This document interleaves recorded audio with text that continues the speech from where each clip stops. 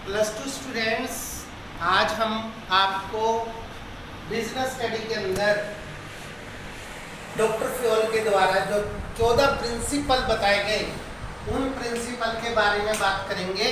और उन 14 प्रिंसिपल में से बात करेंगे हम आज 4 प्रिंसिपल की।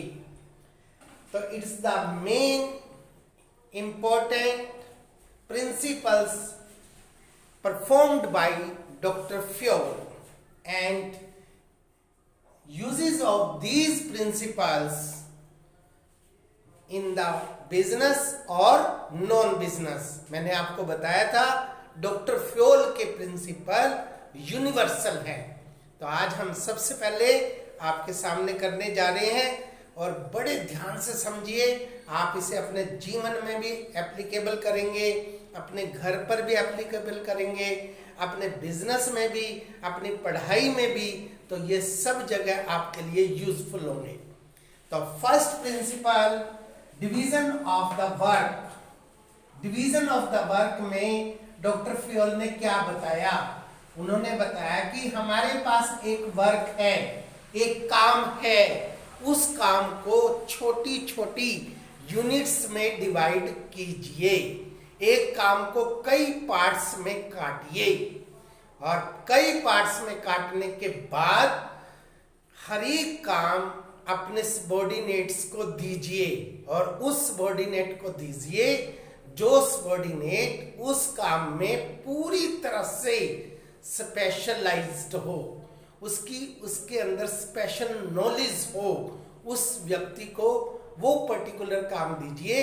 ऐसे आप पूरे काम को बांट देंगे और अलग अलग व्यक्तियों से करवाएंगे तो वो अपनी स्पेशलाइजेशन का पूरा यूज करेंगे और आपका काम बहुत अच्छे तरीके से हो जाएगा।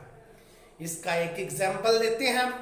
अब आप प्लस 2 के स्टूडेंट्स हैं तो आपको प्लस 2 में पढ़ाने के लिए एक टीचर नहीं आता। आपको पढ़ाने के लिए डिफरेंट टीचर्स आते हैं। अकाउंटेंसी के लिए कोई और, बिजनेस स्टडी के लिए कोई और, मैथ के लिए कोई और, इंग्लिश के लिए कोई और, कंप्यूटर के लिए कोई और। क्योंकि अगर हम सारे सब्जेक्ट एक व्यक्ति को दे देंगे तो वो व्यक्ति आपको सारे सब्जेक्ट नहीं पढ़ा पाएगा। अगर अकाउंटेंसी, जिसकी अकाउंटेंसी में मास्टरी है, उसे अकाउंट्स का सब्जेक्ट दिया जाएगा तो आप उससे अकाउंट्स के बारे में खुल की सारी क्वेरी पूछ सकते हैं और अपनी प्रॉब्लम को सोल्व करवा सकते हैं। और आपका प्लस 2 का सारा सिलेबस, सभी सब्जेक्ट का सिलेबस ऐसे चुटकियों में हो जाएगा। सेम इसी तरह से हम एक सूट सिलवाने गए एक टेलर के पास, तो हमने क्या देखा कि एक टेलर केवल कटिंग का काम कर रहा है, एक टेलर केवल सिलाई का काम कर रहा है और एक टेलर उसके ऊपर फिनिशिंग कर रहा है, उसके ऊपर बटन लगा रहा है, उसकी डेकोरेशन कर रहा है और लास्ट वाला टेलर उसको प्रेस करके उसकी पैकिंग कर रहा है। तो एक सूट है और उसको करने वाले कितने लोग हो गए? 4। चारों लोग अपने काम में पूरे मास्टरमाइंड है। तो पहले वाला टेलर केवल कटिंग का काम करता है, दूसरा और बार बार वो काम करता रहता है, तो इस काम को करने में वो पूरी तरह से परफेक्ट हो जाता है। That is called the division of work. इसी प्रकार से नंबर 2 पर आता है हमारा अथॉरिटी एंड रिस्पॉन्सिबिलिटी। अथॉरिटी का मतलब होता है अधिकार। अब आप मैनेजर हो, आपके नीचे सबऑर्डिनेट्स काम करते हैं। अगर आप अपने काम को आसान करवाना चाहते हो तो आपके जो मेन काम है उन्हें आप अपने पास रखोगे और जो छोटे छोटे काम है उन्हें आप अपने सबऑर्डिनेट को बांट दोगे। तो जब आप सबऑर्डिनेट्स को काम बांटोगे तो आपको उन्हें अधिकार देने पड़ेंगे। तो provide the rights to subordinates, that called the authority. और फिर उनको काम करने की जिम्मेवारी दोगे कि अगर काम सही नहीं हुआ तो उसके लिए आपको पनिशमेंट भी मिल सकती है और अच्छा काम होने पर आपको अवार्ड भी मिल सकता है। तो ये रिस्पॉन्सिबिलिटी है। अब रिस्पॉन्सिबिलिटी और अथॉरिटीज, इनकी मात्रा बराबर होनी चाहिए। अगर आप अपने सबऑर्डिनेट्स को अथॉरिटीज ज्यादा दे दोगे, राइट्स ज्यादा दे दोगे, तो वो उन राइट्स का दुरुपयोग करेगा और आपके रिजल्ट बेकार। और यदि आप उनको राइट्स देते नहीं हो, केवल रिस्पॉन्सिबिलिटी देते हो, तो वो काम कर ही नहीं पाएगा, काम के नीचे दब जाएगा और आपका रिजल्ट फिर भी नेगेटिव आएगा।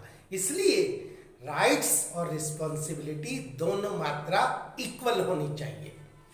इसके बाद होता है डिसिप्लिन। डिसिप्लिन का मतलब आप समझते हैं, बहुत ही अच्छा है, अनुशासन। अनुशासन सब जगह जरूरी होता है। हम पढ़ाई कर रहे हैं, एक टीचर हमें पढ़ा रहा है, हमारा ध्यान पूरा बोर्ड पर है और हम क्वेश्चन को पूरी अच्छी तरह से सीरियसली समझ रहे हैं, बाहर क्या हो रहा है उसके बारे में हमारा कोई ध्यान नहीं। हमारा ध्यान है सिर्फ क्वेश्चन को समझना। अगर क्वेश्चन में कोई प्रॉब्लम है तो उसी समय क्वेश्चन के बारे में अपने टीचर से उसकी क्वेरी को पूछना, तो आपको वो क्वेश्चन बड़े मजे से आता है। और यदि आप अपने ध्यान को डाइवर्ट करते हो, अनुशासन में नहीं रहते हो, तो आपको वो क्वेश्चन कभी समझ में नहीं आता। इसलिए हमारे डॉक्टर फ्योल कहते हैं कि जब भी आप काम करवाओ, अपने प्रबंधक को निर्देश देते हैं कि आप इस प्रिंसिपल का जरूर एप्लीकेबल करेंगे कि हमारे नीचे काम करने वाले सभी लोग अनुशासन में रहें। अगर कोई अनुशासन में नहीं रहता तो उसे संस्था से अलग कर देना चाहिए। उसी प्रकार का अनुशासन होना चाहिए जिस तरह से मिलिट्री में होता है। और मिलिट्री में एक ही शब्द कहा जाता है, orders are orders, it must be obeyed. वो होना चाहिए हमारा अनुशासन। इसके बाद होता है बच्चों unity of command. Unity of command का अगला प्रिंसिपल है, इसका मतलब वन बॉस वन सबऑर्डिनेट। एक व्यक्ति को एक बॉस से ही ऑर्डर मिलने चाहिए और वो उसी के ऑर्डर को पालन करे, तो हमारा कहलाएगा यूनिटी ऑफ कमांड। और यदि एक व्यक्ति के ऊपर दो दो बॉस हों और एक बॉस कहता है मेरे अनुसार काम करो, दूसरा बॉस कहता है मेरे अनुसार काम करो, अब बेचारा सबऑर्डिनेट क्या करे? ना तो वो पहले मैनेजर को सेटिस्फाई कर पाता और ना ही दूसरे को, और आपका रिजल्ट क्या आ जाता है? 0। इसलिए एक टाइम में एक व्यक्ति के ऊपर एक ही बॉस होना चाहिए। देखो हमने आपके सामने चित्र में 2 प्रकार की अप्रोच दिखाई। नंबर 1 पर एक मैनेजर है और उसके नीचे 3 सुपरिटेंडेंट हैं, S1, S2, S3, और इसको एक ही मैनेजर ऑर्डर देने वाला है। तो ये तीनों सुपरिटेंडेंट इस मैनेजर को पूरी तरह से सेटिस्फाई कर पाएंगे। अब आप दूसरी देख रहे हो, रॉन्ग अप्रोच। यहां पर 2 मैनेजर हैं, एक M1 एक M2, और सबऑर्डिनेट वही 3 है, S1, S2, S3। अब S1 को कभी M1 ऑर्डर दे रहा है, कभी M2 ऑर्डर दे रहा है। अब बेचारा फंस गया S1 कि वो M1 को सेटिस्फाई करे या M2 को।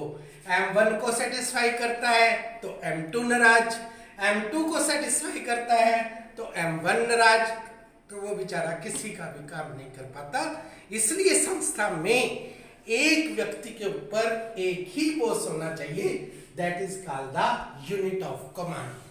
तो आपको ये प्रिंसिपल बहुत पसंद आए होंगे और आपको लगा होगा कि हम वास्तव में जब लाइफ में हम देखते हैं तो वास्तव में ये प्रिंसिपल यूं के यूं एप्लीकेबल होते हैं।